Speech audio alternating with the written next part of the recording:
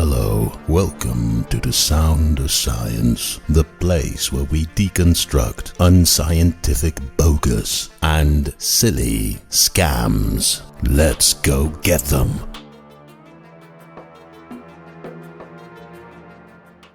I heard one of the most shocking things that I've ever heard a mainstream Christian YouTuber say.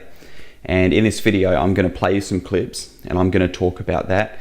This particular YouTuber is Redeemed Zoomer, who has over 500,000 subscribers. And he was on Gavin Ortland's channel and they were having a discussion about churches and being part of a church. Hello, you wonderful critical thinkers. Thank you so much for watching. Today, I stumbled upon a video of this guy called Matt Mason, who, like so many other Christians, thinks that he is the right kind of Christian and other Christians are not. And on the YouTubes, he saw Redeemed Zoomer, another Christian, who said something that Matt thinks is totally shocking. How so? Well, because Matt has his own interpretation of some trivial nonsense in the Bible book, and other Christians like Redeemed Zoomer have another interpretation of that same trivial nonsense thing. So according to Matt, Christians who do not agree with him on this trivial nonsense matter are not real Christians or bad Christians. And of course, while explaining his nonsense, Matt demonstrates to be an insufferable bigot himself. Of course, I cannot say this about every Christian, but boy, it sure looks like that when browsing through YouTube. Christians accusing each other of not being good Christians while clearly demonstrating how incredibly horrible they are themselves. So, let's listen to this fool in order to understand this specific case.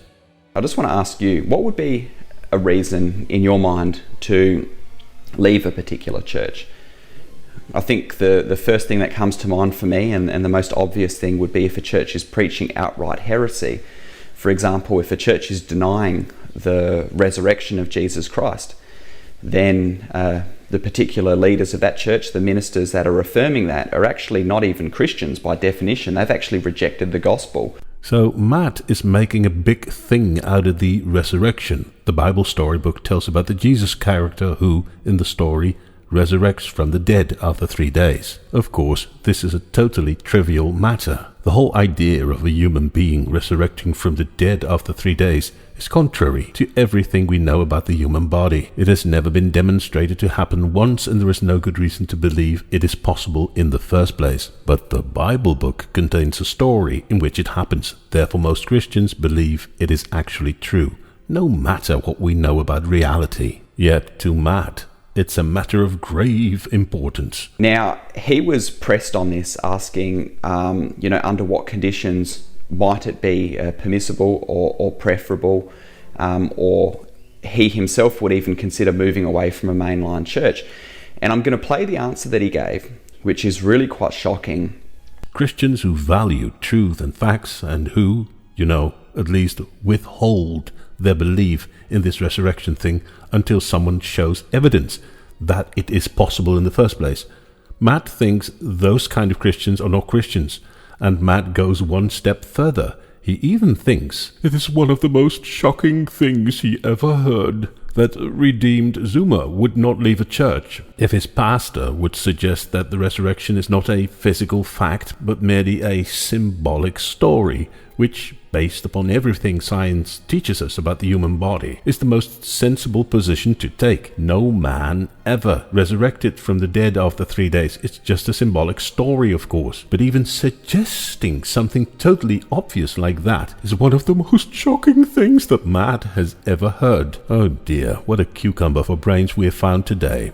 I heard one of the most shocking things that I've ever heard a mainstream Christian YouTuber say. And I'm going to play the answer that he gave, which is really quite shocking. First Pres has a pastor who does not believe Jesus was bodily raised from the dead. They say it's a symbol, not an event. Do you personally, and there's no other mainline church around, do you personally still go to First Pres? That's what I'm trying to get clarity on.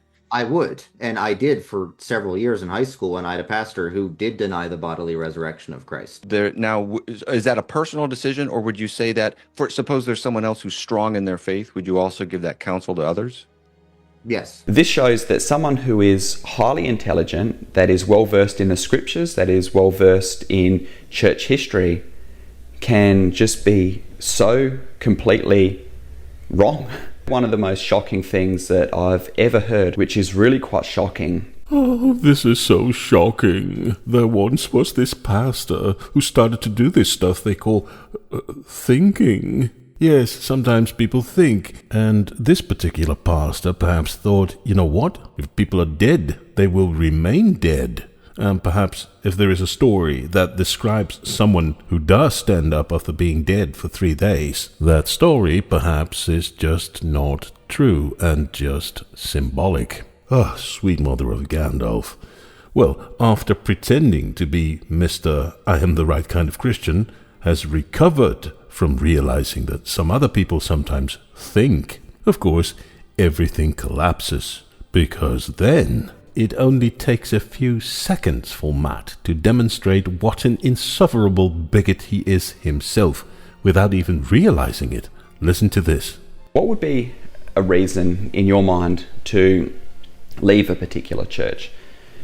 I think the first thing that comes to mind for me, and the most obvious thing, would be if a church is preaching outright heresy. Another example would be if there was LGBT ministers or preachers in that particular church. It would be a very obvious decision to leave that church. Many of you are thinking, why are you even saying that, Matt? That goes without saying.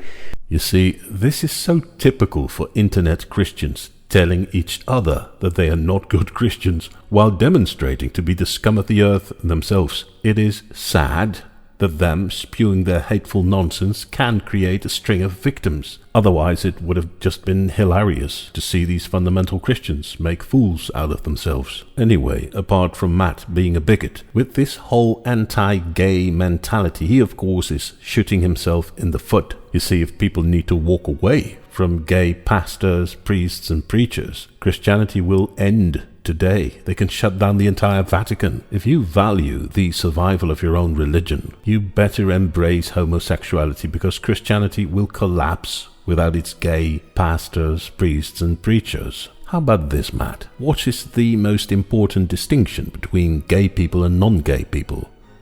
It's their love identity. It's who they love what makes people gay or non-gay. Now, imagine you being gay, maybe being bullied when you were younger, maybe being discriminated as an adult during your entire life, only because of who you love. What could be expected to be the safest sanctuary for someone like you?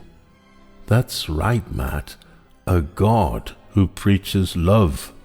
Your own church, Matt, should be a sanctuary for gay people. It should be the first place for them to go whenever mortal humans do not accept their love identity. But unfortunately, there is people like you, Matt, fake and hateful Christians who deny other people their love identity. You dare to say, Matt, that your Jesus preaches love. He's the God of love, remember? But only for people who have the same love identity as you have. And anything that deviates from that needs to leave your church. You're a bigot, Matt, of the worst kind. You're disgusting. If your Jesus truly thinks that love is important, then he would gladly accept gay people and possibly give bigots like yourself a one-way ticket downstairs. F you, Matt, and thanks for watching.